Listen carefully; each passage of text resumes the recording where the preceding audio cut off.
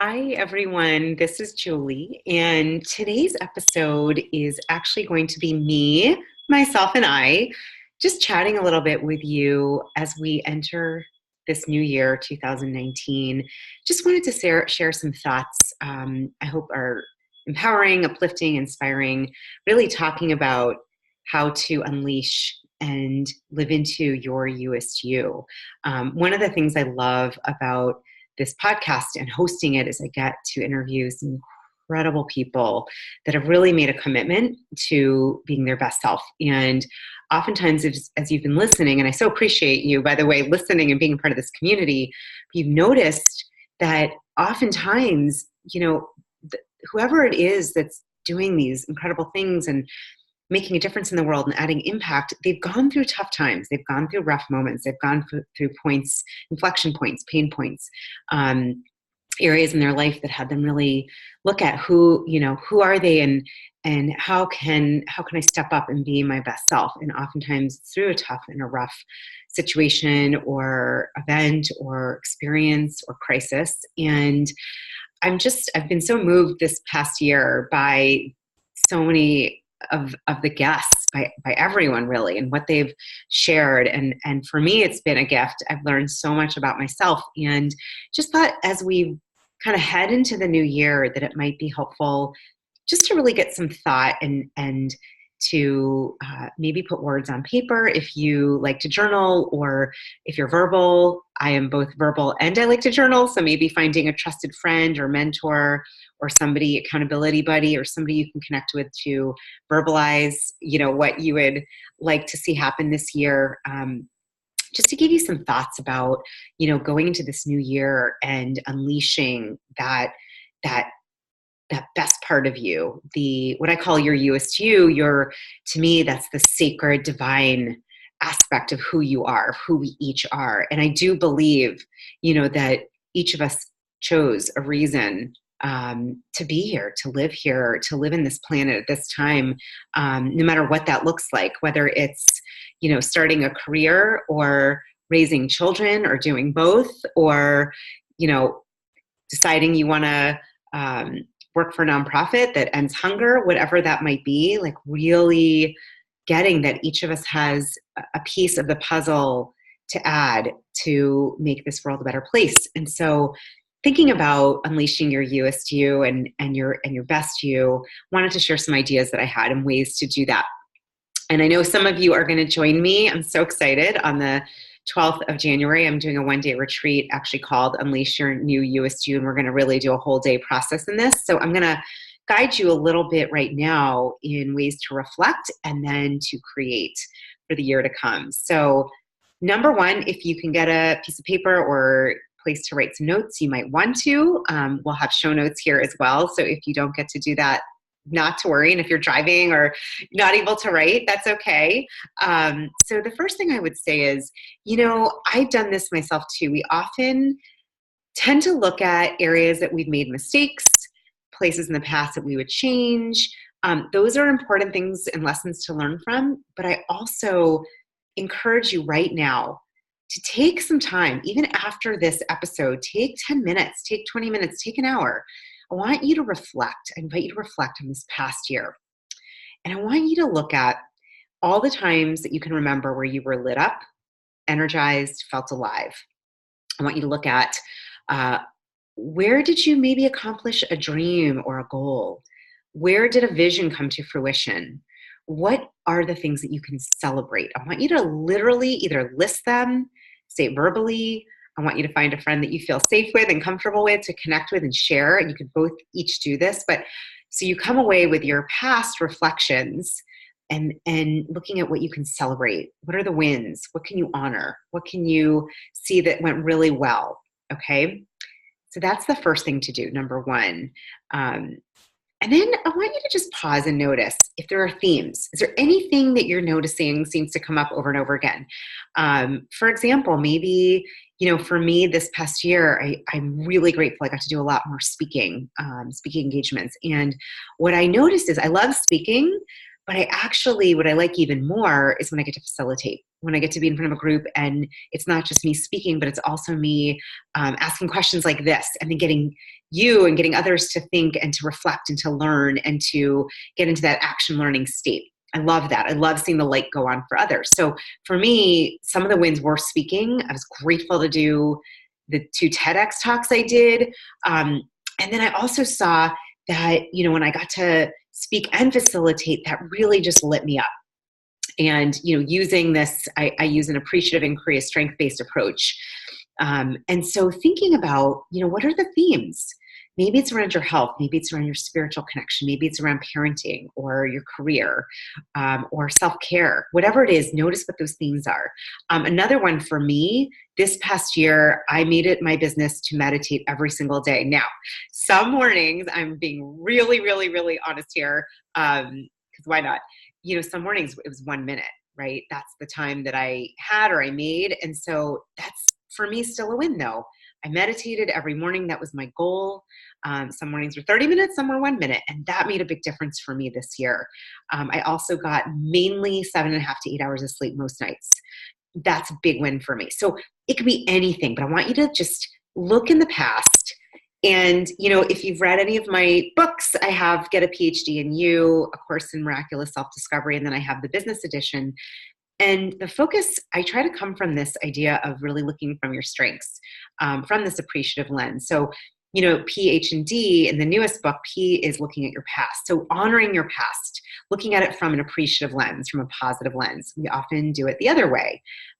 Okay, so number 2 would be, this is a 3-step process. The H would be to honor the present. I want you to take a moment and just be very present and grounded in right now and think about what is happening right now in your life. Literally, could be today, could be what's happening this week, what's happening in the next, in the next 24 hours. And I want you to look at what you can honor about yourself, about your life right now. I want you to get as into that as possible, to feel that. Maybe you put your hand to your heart. That's a practice I love to do to really get grounded. Hand on your belly, which is the area of our purpose and our will. That's your 3rd chakra, otherwise known as your solar plexus chakra, where we are connected to our reason for being here and our purpose. So, maybe it's doing a meditation, maybe it's just pausing, maybe it's writing, it could be creating a vision board, it could be anything, but honoring right now. I want you to capture that and to write some thoughts down and some ideas. It could even be prayers. You could create prayers or affirmations. I am grateful for this. I am affirming my health and well-being. Right in this moment, I feel abundant in love and gratitude. So just make it very present and in the present tense.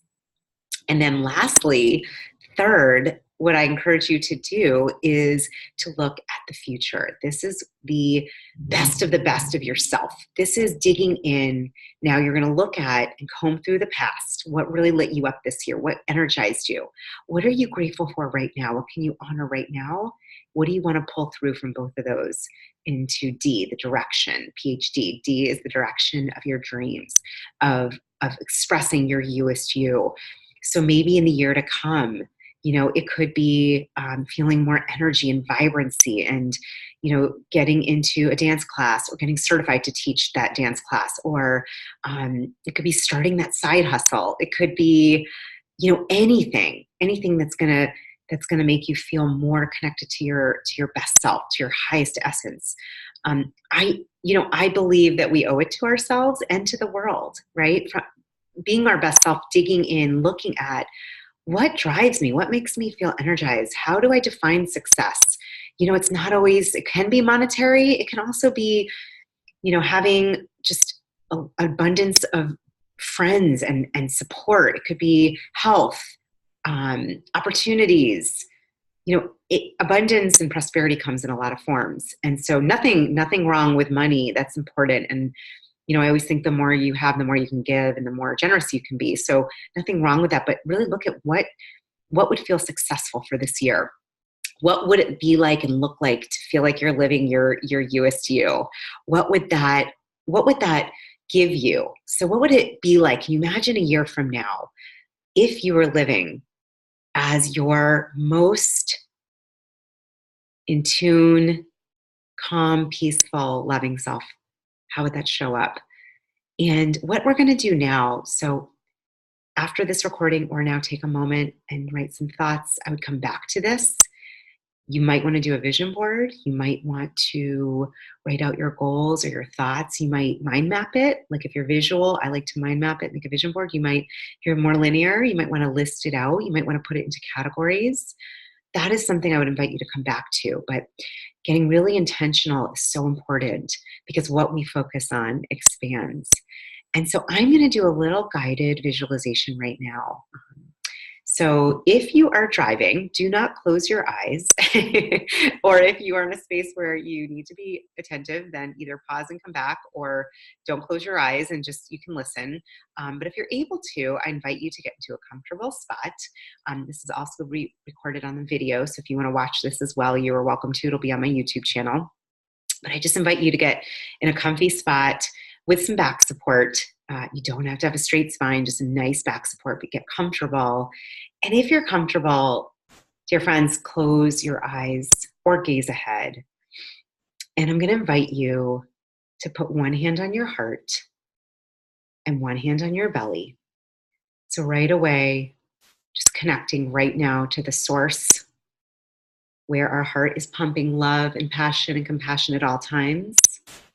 And also connecting to that place in our body where we were at one time connected to our mother through our umbilical cord, that place of power and empowerment, purpose, will, and drive. And the idea is to connect our heart and our purpose together. Just breathing, coming home to your breath, coming home to your body, home to your being. And just notice how it feels to get calm and peaceful in this moment. And as we say goodbye to 2018, I invite you to think of anything that comes to mind that you are eternally grateful for. Nothing is too small or too big. Just allow those feelings to well up inside of you, swirling around. Gratitude and joy, being thankful, these emotions create a positive emotional state, nourish ourselves and our well-being and our body and our minds and our spirit. Just allow yourself to be in this moment, feeling grateful. And maybe something else pops up that you're thankful for from this past year.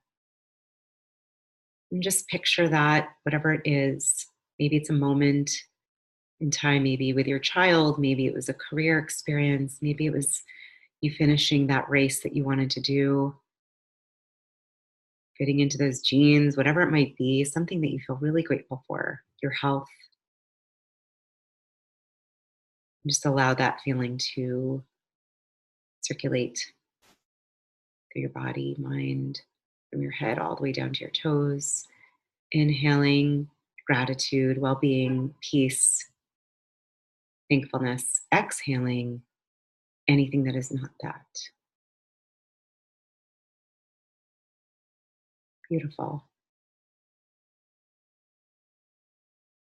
And just take another few moments right here, right now, connecting to your heart, to this place of deep love, passion, and compassion, hand to heart, heart to hand, remembering you have a heart that is beating at all times on your behalf without being asked, without instruction, and just saying thank you.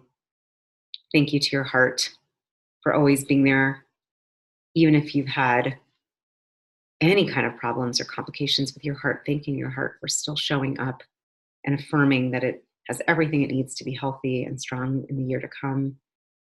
And then connecting to your belly, to your stomach area, that place of purpose.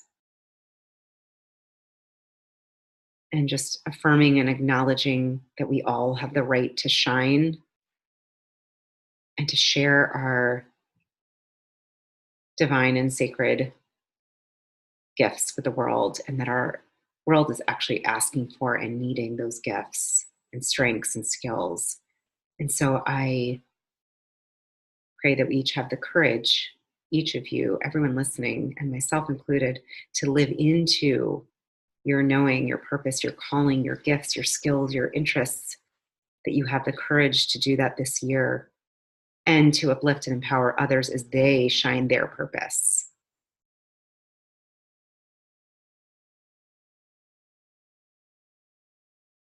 And lastly, just connecting, that knowing of being connected to your heart and to your purpose, feeling both connections being made, feeling that physically, emotionally, intellectually, spiritually.